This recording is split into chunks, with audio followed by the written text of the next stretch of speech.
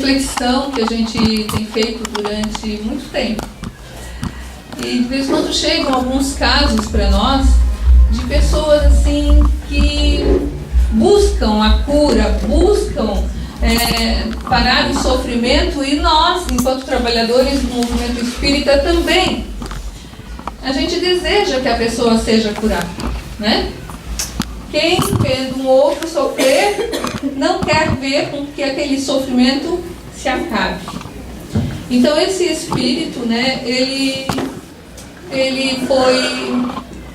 foi pedido, foram buscar ele para que ele intercedesse, para que ele curasse aquela pessoa que estava apresentando a cegueira. E ele diz então: bem-aventurado aqueles que têm os olhos fechados. Por quê? Né? Bem-aventurado a dor, bem-aventurado o sofrimento. E quantos de nós, diante de um momento de dor, de aflição, quantos de nós, diante de uma doença, a gente não sofre mesmo, assim, fica com aquele sofrimento, e a gente entra num estado da gente que só nós sabemos, pelo sofrimento, pela busca da cura, pela busca daquele momento de melhorar aquela situação, nós entramos então numa faixa vibratória que só nós conhecemos, que é da busca. E essa busca muitas vezes nos faz melhor. Era isso que esse espírito queria dizer, que tendo os olhos fechados era um momento de reflexão necessário, era um momento de parar e de pensar, de analisar por quê. E estando com os olhos fechados, muitas vezes nós deixamos de ver coisas que nos levam a nos perder. Tem horas em que eu quero ficar com tudo, não sei se vocês também, assim, tudo desligadinho, principalmente a televisão. Porque tem horas que a gente não pensa mais. Eu até estava escutando uma palestra de Raul Teixeira falando sobre a necessidade que nós temos de desenvolvermos os nossos pensamentos, as nossas análises. Porque a maioria de nós não consegue, estando lendo assim, fazer as análises, as abstrações. E doutrina espírita na maioria das vezes, ela é toda de abstrações.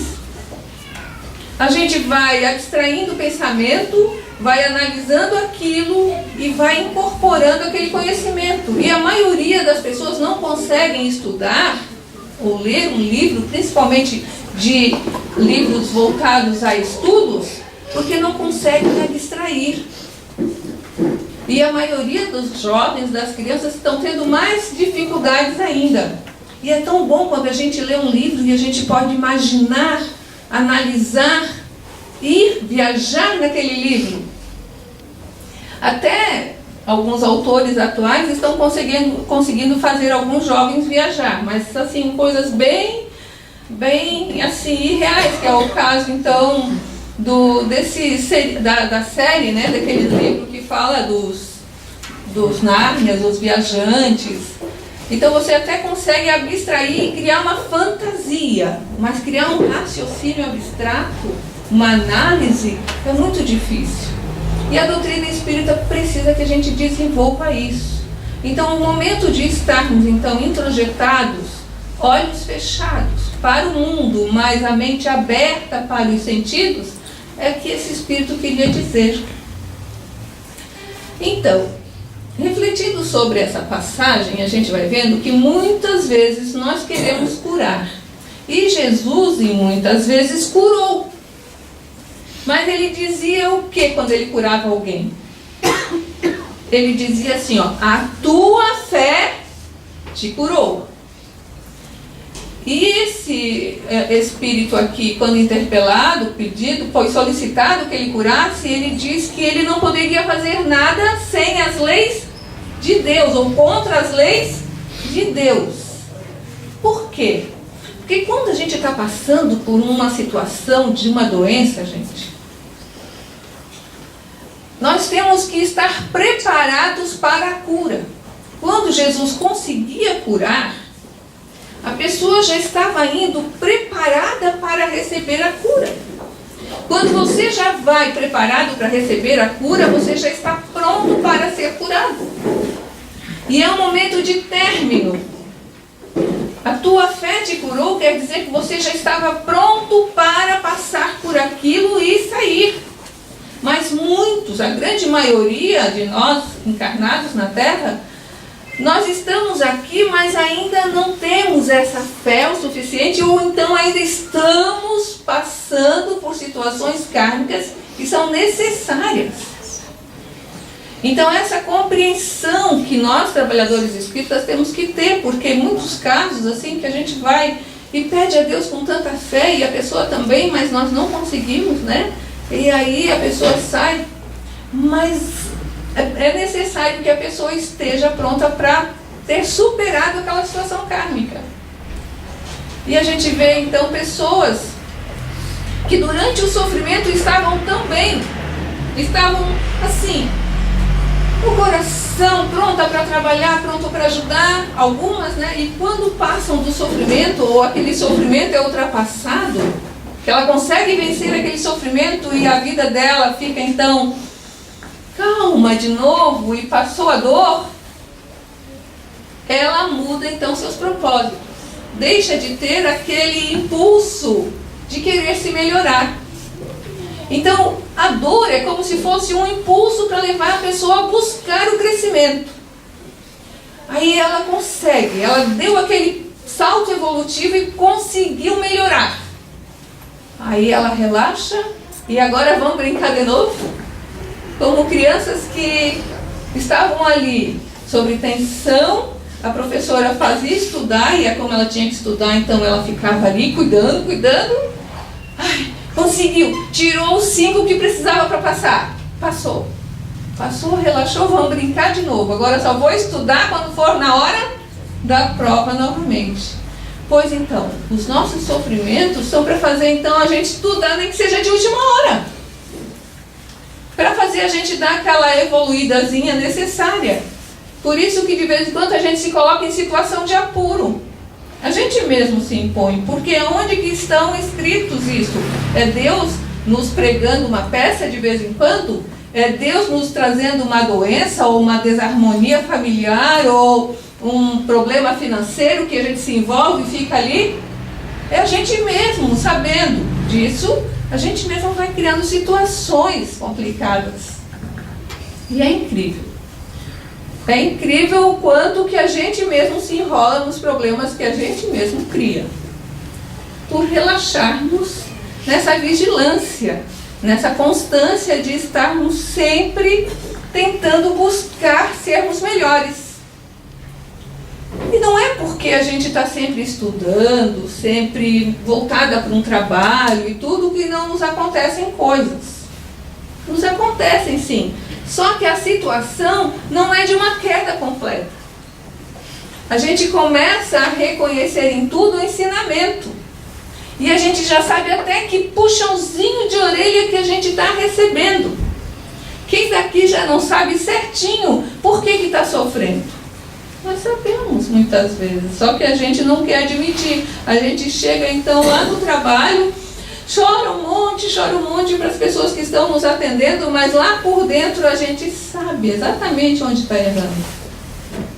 Nós sabemos, sim.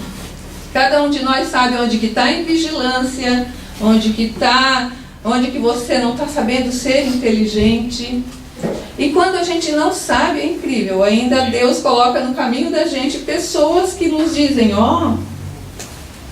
você está agindo assim, por isso que você está sofrendo dessa forma. E a gente aí, muitas vezes não aceita, né? Vem aqui para um trabalho de apometria, ou vem para um atendimento fraterno, e a pessoa diz, você tem que mudar. Mas como? Eu sou coitadinha, eu que estou sofrendo. Não, você tem que mudar. E a gente não aceita, porque a gente acha que é o outro que é culpado. Nesse negócio do outro, também, eu estava lendo e assistindo sobre uma palestra que falava sobre ser bom, mas não ser bobo. E é incrível o quanto que a gente se envolve em querer ajudar o outro, muitas vezes, em querer ser bom, e acaba se envolvendo, além do problema que a gente tem, nos problemas dos outros.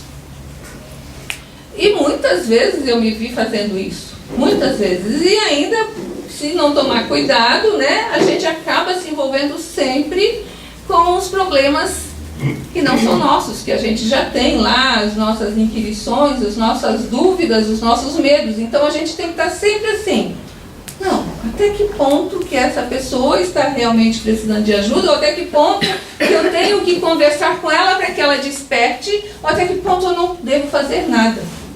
Que foi a posição desse espírito ali, dessa pessoa dizendo, minha irmã, eu não posso curá-la.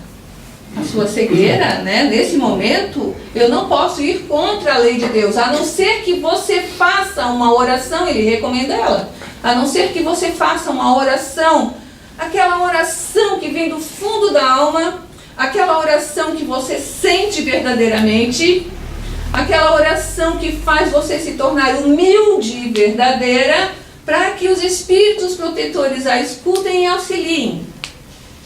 Ah, mas então seria só fazer uma oração para se curar?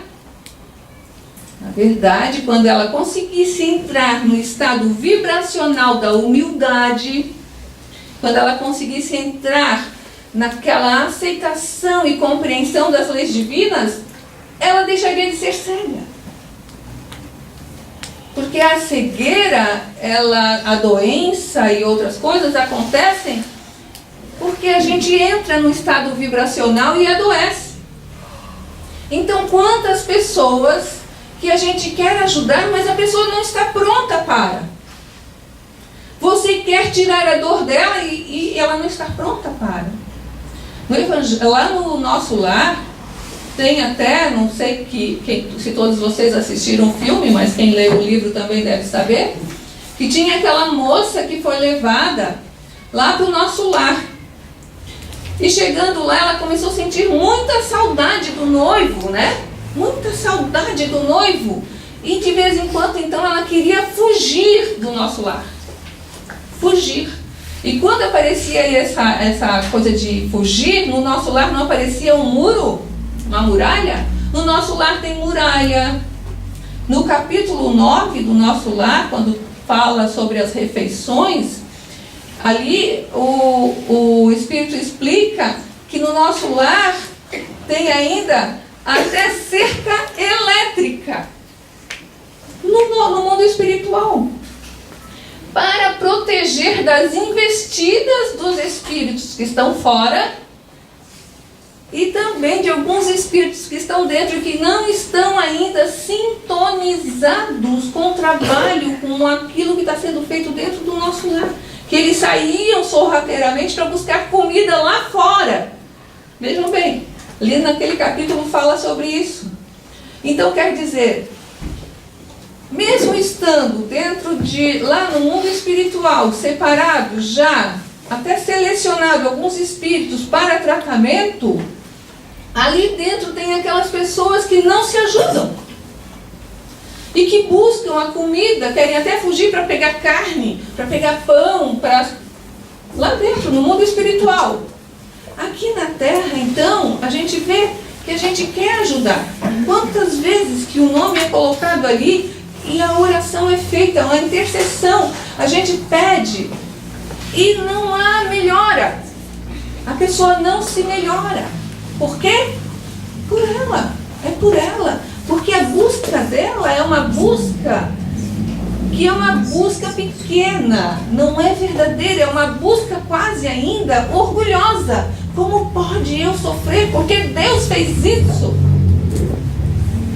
Por que Deus fez isso? A maioria de nós, no começo, no sofrimento, e quando a gente não conhece mesmo, a gente cria essa revolta íntima.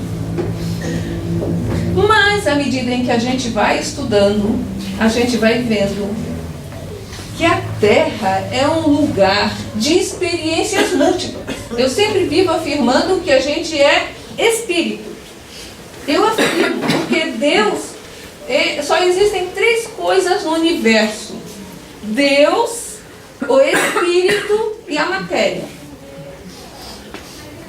Nós, espíritos que somos criaturas de Deus, utilizamos a matéria para evoluir. E nós somos espíritos, e como espíritos nós temos poderes diversos. Só que a gente ainda não sabe como trabalhar com esses poderes. E ainda tem mais um agravante ainda. A gente é espírito, mas a gente está encarnado. Estando encarnado, a gente continua sendo espírito. Só que a gente passa até Kardec, para distinguir o espírito encarnado do espírito desencarnado, ele diz que um espírito encarnado é uma alma. Então eu, como alma, utilizando esse corpo aqui, eu não consigo fazer algumas coisas. E tem mais, eu sinto fome. Eu sinto fome.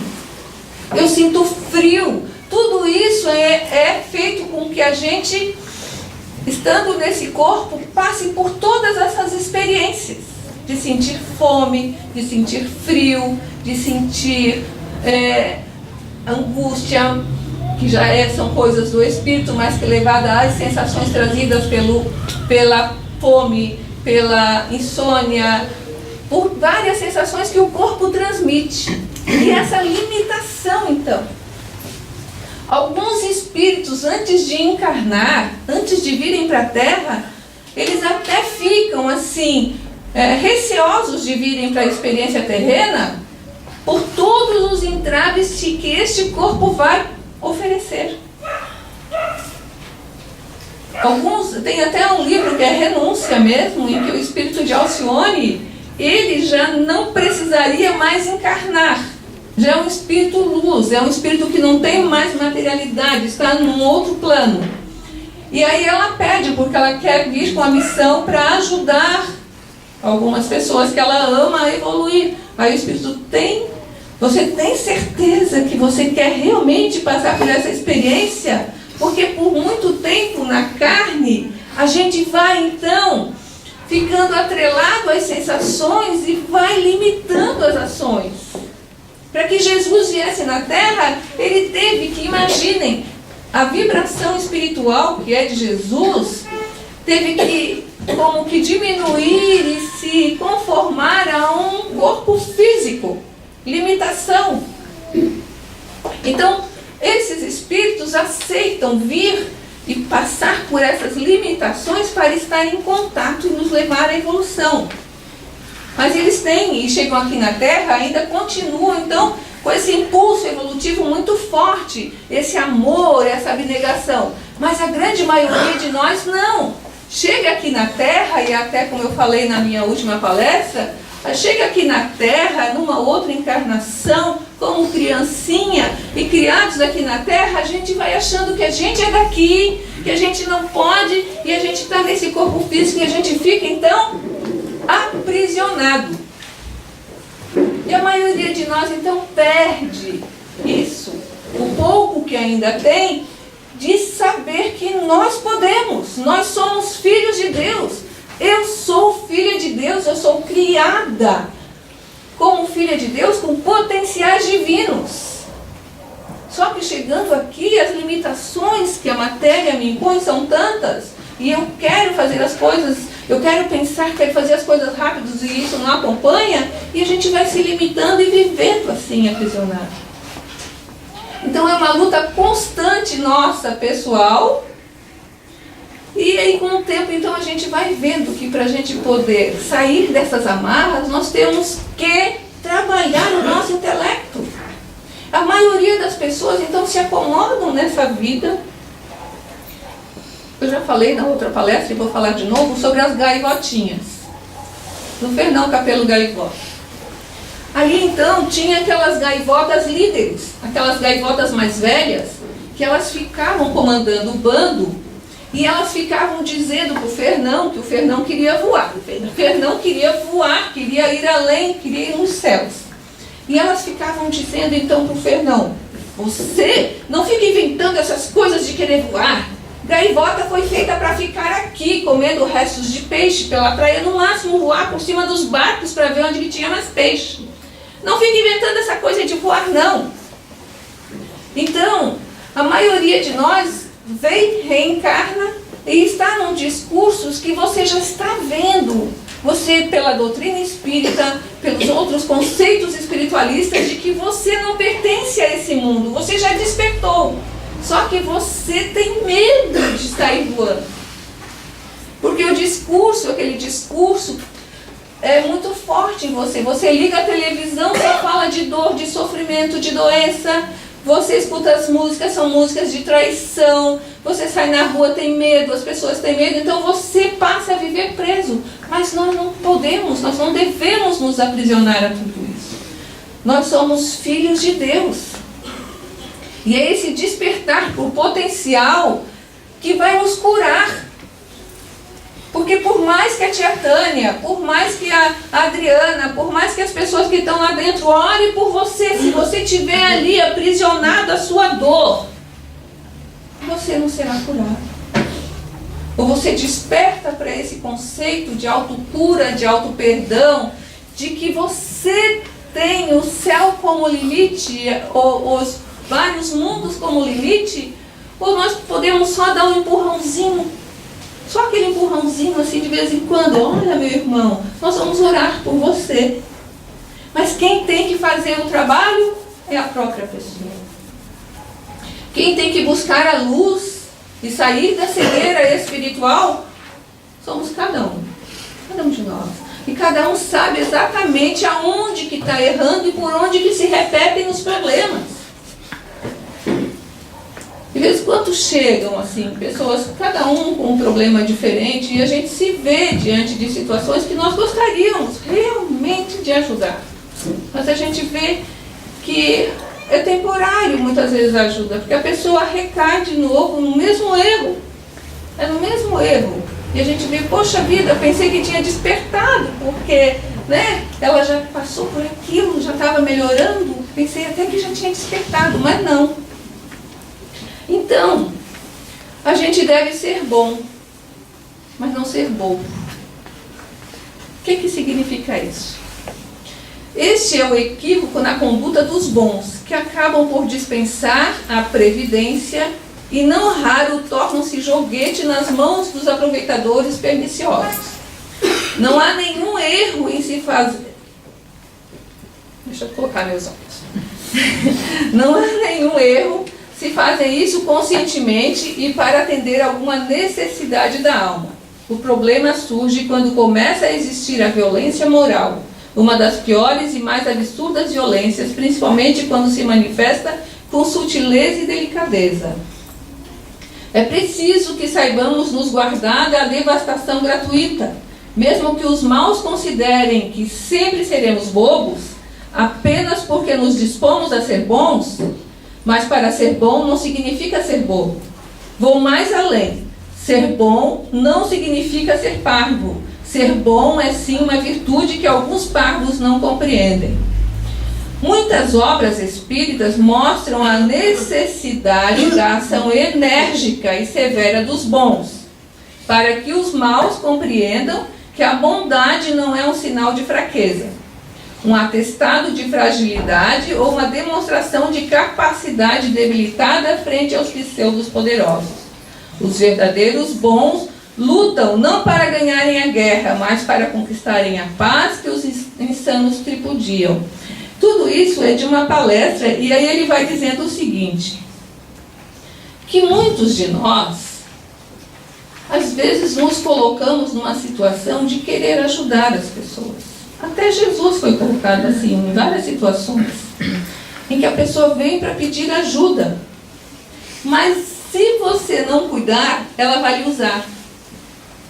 Essa pessoa cega ali, ela estava passando por uma cegueira por algum encravamento moral. E ela teria que passar por essa experiência. E muitos de nós, para que a pessoa não sofra, nós pegamos essa pessoa e a carregamos até no colo. E muitos de nós, porque nós queremos ser bons, nós acabamos fazendo coisas que fazem com que as pessoas, então, nos usem. E é assim na casa espírita e é assim na nossa vida. Então, para que a gente seja bom, muitas vezes a gente tem que dizer não. E tem muitas vezes que colocar barreiras intransponíveis, sim, no nosso eu, na nossa personalidade e até na nossa casa. Temos que fazer isso. Mas na frente também ele cita o livro Os Mensageiros, que coloca a mesma coisa sobre as defesas do mal. E nesse livro Os Mensageiros falam o seguinte, que tinha uma cobra daquelas muito tinhosas, daquelas com um veneno assim terrível, e que ela adorava atacar as pessoas. Ela já tinha um ninho que ficava bem numa estrada em que as pessoas passavam, e quando passava ela vinha para atacar. Então ela se tornou, assim, o monstro daquela região. Todo mundo temia aquela serpente, e realmente ela já estava grande e gorda.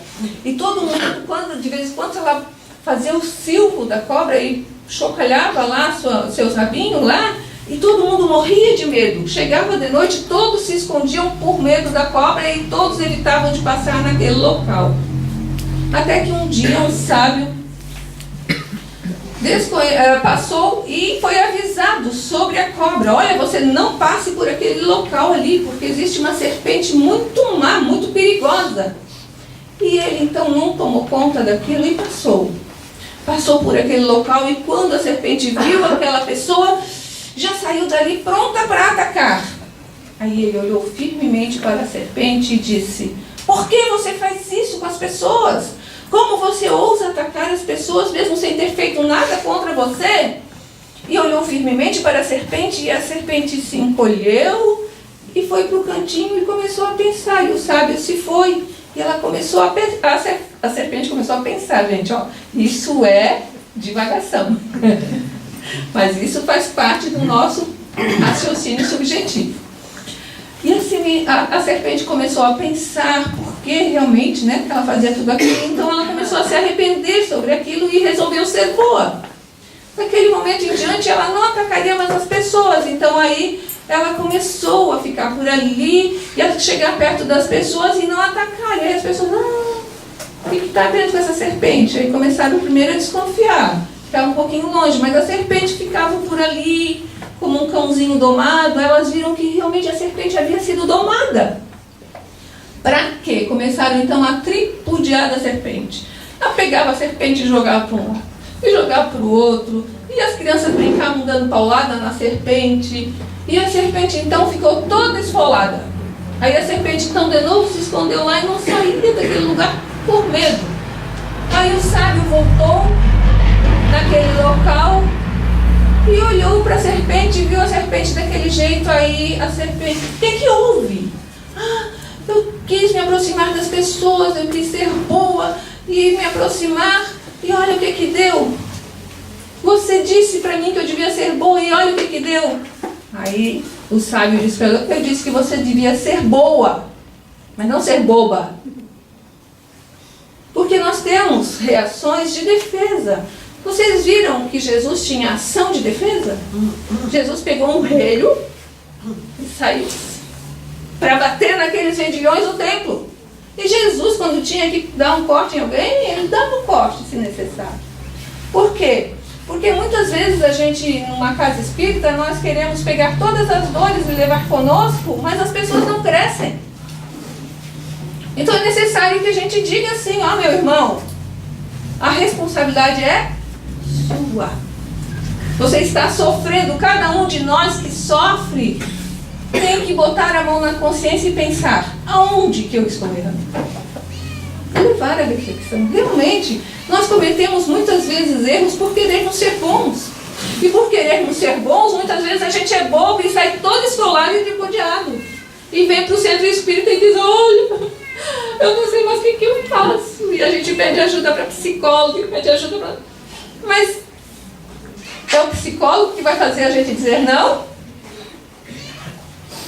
É a casa espírita que vai fazer a gente tomar um posicionamento na vida?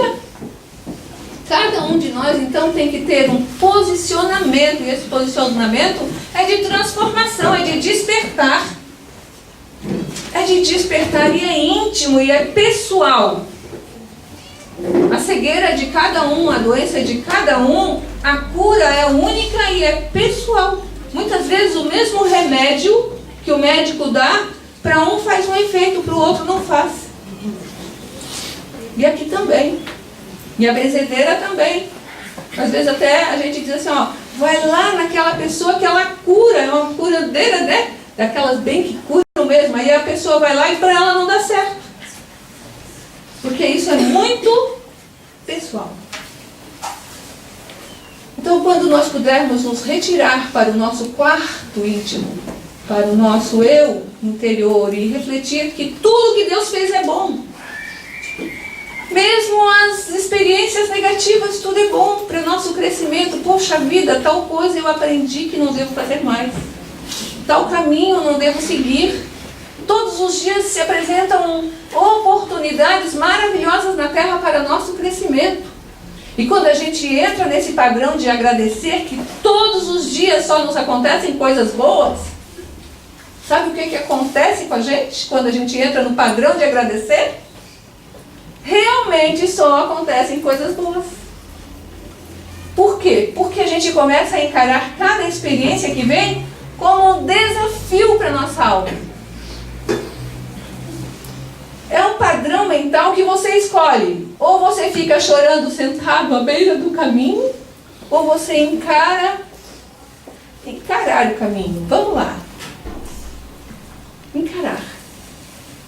Cada um no seu caminho, mas erguidos com uma determinação, uma certeza.